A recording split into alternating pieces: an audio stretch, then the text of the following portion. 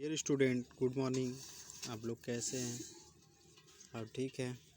जैसा कि आप लोगों कल पिछली क्लास में हम लोग पढ़े लैंग्वेज प्रोसेसर, यूटिलिटी सॉफ्टवेयर और एंटीवायरस यूटिलिटी और बैकअप कंप्रेशन, इन सब के बारे में हम लोग पढ़े हैं।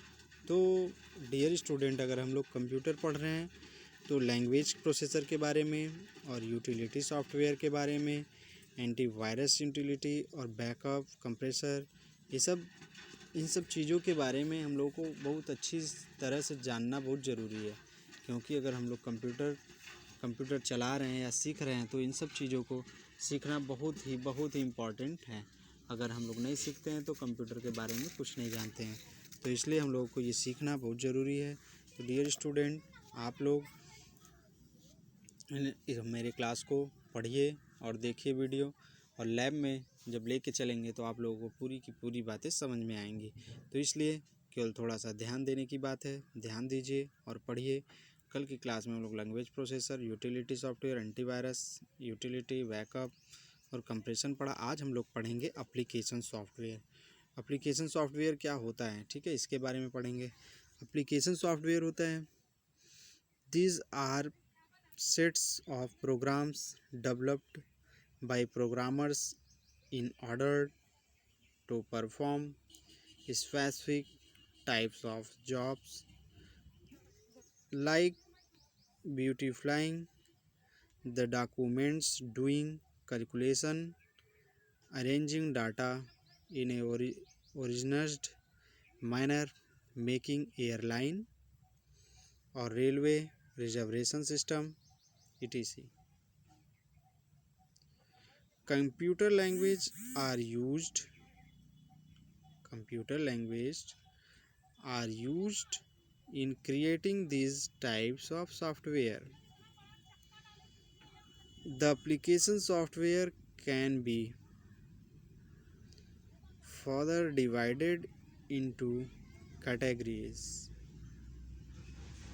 डियर स्टूडेंट, अब आता है जनरल पर्पस एप्लीकेशन सॉफ्टवेयर। मतलब आम तौर से किस सॉफ्टवेयर का एप्लीकेशन का किस पर्पस से होता है यूज, तो दिया है जनरल पर्पस एप्लीकेशन सॉफ्टवेयर। तो dear student, this software can perform many tasks to fulfill the general needs of pupil. Some of the example of general purpose application software are word processing software. A word processor help us to create professional looking documents quickly and effectively. It provides many features to change the appearance of text in a desired manner. You can easily add, delete, rearrange, or beautify the text, and can even produce a hard copy of the documents as per the requirement. तो dear student, example के तौर पर Microsoft word, जैसा कि देख रहे हैं example के तौर पे Microsoft Word, word pad, open office, ORG writer, etc. फिर आता है हमारा electronic spreadsheet. A spreadsheet program help you to perform calculation and display the data in the form of chart to analyze in better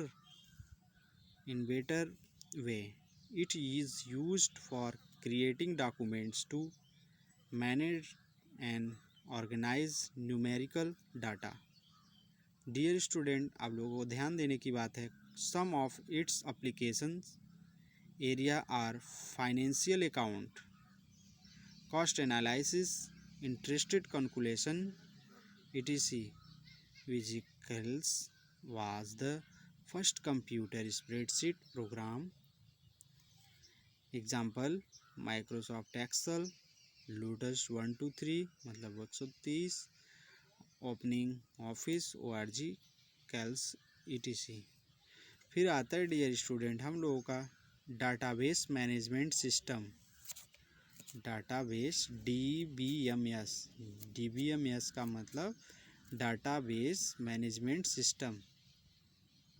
तो dear student इसके बारे में क्या है, each on the use database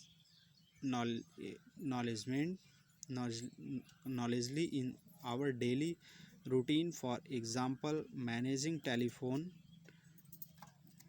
directories, payroll information, etc. Database software helps used to arrange and store a large amount of information in an organized manner. You can easily create and find, update,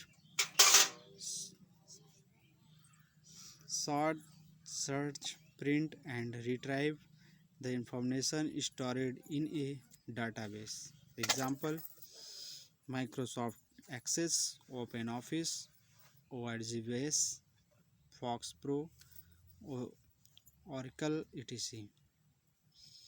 dear student इतना हम आपको बताते हैं, लोग ध्यान दीजिए। Application software क्या होता है।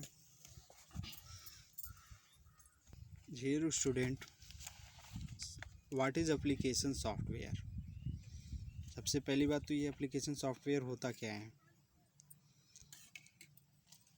एप्लीकेशन सॉफ्टवेयर एक टर्म होता है जिसका इस्तेमाल उन सॉफ्टवेयर्स के लिए होता है जो कि कोई स्पेसिफिक काम करने के लिए बने होते हैं।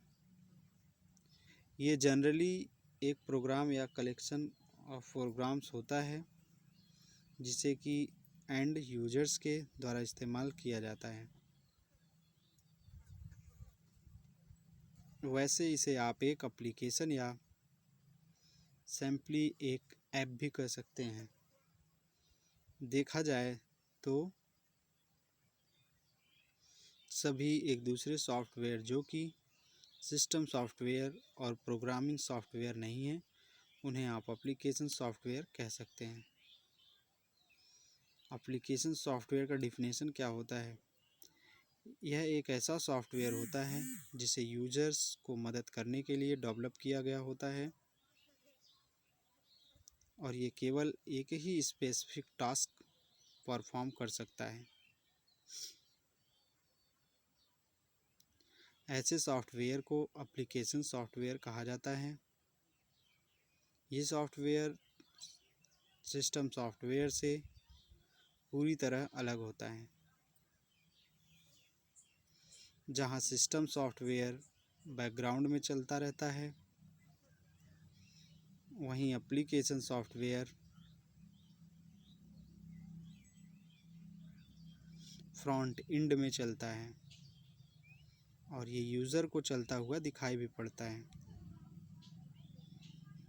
एप्लीकेशन सॉफ्टवेयर के कुछ एग्जांपल्स हैं, जैसे अभी मैंने आपको बताया word processing software, database programs, entertainment software, business software, educational software और आता है हमारा एक CAD का फुल फॉर्म है computer aided design software, spreadsheet software जो भी हम लोग पढ़े स्प्रेडशीट सॉफ्टवेयर। तो एप्लीकेशन सॉफ्टवेयर के प्रकार वैसे तो सॉफ्टवेयर बहुत प्रकार के हैं, लेकिन इम्पॉर्टेंट टाइप्स के विषय में बताया जाता है। तो एप्लीकेशन सूट इसमें मल्टीपल एप्लीकेशन एक होते हैं जिसमें रिलेटेड फंक्शन फीचर्स और यूजर इंटरफेस एक दूसरे के साथ करते हैं। तो dear student, word processing software क्या है उसके बारे में आपको बताएं। तो डियर स्टूडेंट, वर्ड प्रोसेसिंग क्या है, what is word processing software. जैसा कि हमने अभी आपको एग्जांपल के तौर पे वर्ड प्रोसेसिंग सॉफ्टवेयर के बारे में बताया था। तो वर्ड प्रोसेसर एक सॉफ्टवेयर पैकेज है जिसकी मदद से हम एक डॉक्यूमेंट्स को हाथ से बनाने की अपेक्षा शीघ्र बना सकते हैं। शीघ्र मतलब जल्दी बना सकते हैं।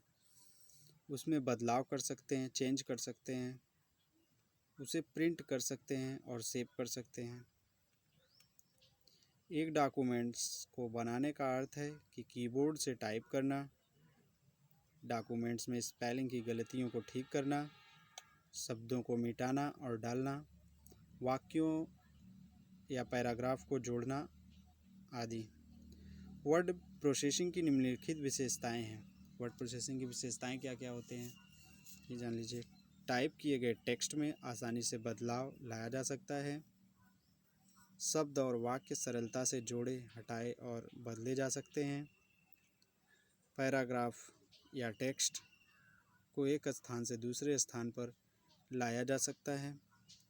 मार्जिन और पेज की लंबाई आवश्यकतानुसार व्यवस्थित की जा सकती है। स्पेलिंग की जांच और त्रुटियों का निदान स्पेल चेक सुविधा से किया जा सकता है। बहुत से डॉक्यूमेंट्स एक किए जा सकते हैं। मेल मर्ज सुविधा के प्रयोग से एक ही पत्र अलग अलग नामों और पतों से प्रिंट किया जा सकता है। तो डियर स्टूडेंट, अब आता है हमारा इलेक्ट्रॉनिक स्प्रेडशीट सॉफ्टवेयर। ये होता क्या है, इसको भी पढ़ लिया जाए। डियर स्टूडेंट, इलेक्ट्रॉनिक स्प्रेडशीट के बारे में हम लोगों ने पढ़ा। होता क्या है इलेक्ट्रॉनिक स्प्रेडशीट, तो हम बताते हैं आपको। इलेक्ट्रॉनिक स्प्रेडशीट, यदि आप भी स्प्रेडशीट का इस्तेमाल करना चाहते हैं और इसकी जानकारी प्राप्त करना चाहते हैं तो आप बिल्कुल, हम आपको बता रहे हैं वर्कशीट क्या है हिंदी में। हम आपको यह बिल्कुल सरल भाषा में समझाएंगे। आशा करते हैं कि आपको हमारी वीडियो पसंद आएगी। आज के समय में कैलकुलेशन के क्षेत्र में एक्सेल का प्रयोग किया जा रहा है। इतना सारा डाटा रखने के लिए और इतनी फाइल्स को सुरक्षित रखने के लिए एक्सेल का प्रयोग किया जाने लगा है, जिसमें आप स्प्रेडशीट बना सकते हैं। इसकी मदद से आप किसी भी चीज़ का हिसाब किताब, मार्कशीट, कर्मचारियों के वेतन की जानकारी को तैयार कर सकते हैं। तो डियर स्टूडेंट, मेरे कहने का मतलब है इलेक्ट्रॉनिक स्प्रेडशीट वो होता है जो बिजनेस में और स्कूल में, मतलब हर जगह, जैसे मैंने बताया ना आपको कि कर्मचारियों के वेतन और रिपोर्ट कार्ड और वे हिसाब किताब सब कुछ की जानकारी आपको स्प्रेडशीट में मिलती है। ठीक है, तो इसलिए तैयार कर सकते हैं और अपने पास सेव रख सकते हैं।